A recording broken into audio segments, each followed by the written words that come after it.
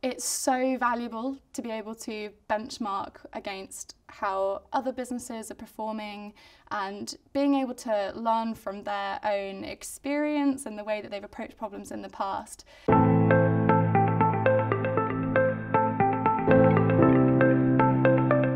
The learnings that we can get from someone doing the same role in another sector,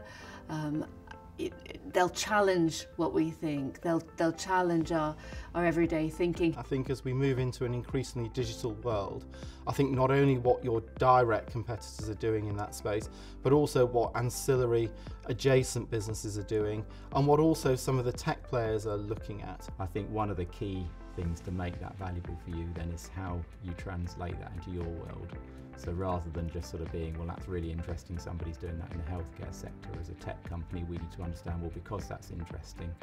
what opportunities does that give us, or what does it mean that we can learn from that? It's always useful for me to be talking to a huge variety of external organisations, whether they are a customer or they aren't a customer, just to understand that's how it's working in that sector, that's how it's working in this sector, because then when we're designing a product and we're designing a platform and we're designing our value proposition into those sectors, you know, that level of understanding and benchmarking really allows you to nail down that value proposition. Our business is in financial services, and you've got a whole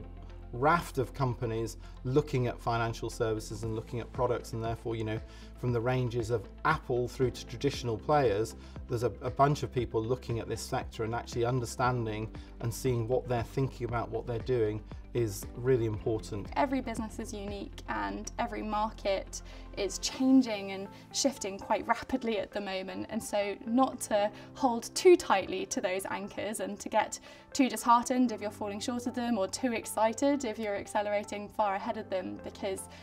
every business is going to grow and develop in their own unique way, but being able to see and learn from these other amazing companies is a really good way of making sure that you're avoiding the pitfalls, but also taking opportunities where they come.